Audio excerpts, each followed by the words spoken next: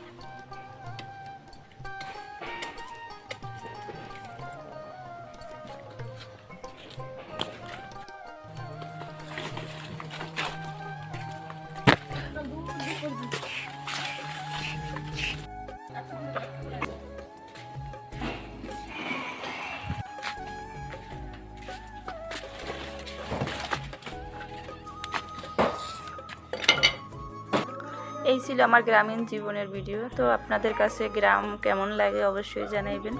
ভিডিওটা ভালো লাগলে লাইক কমেন্ট শেয়ার করবেন।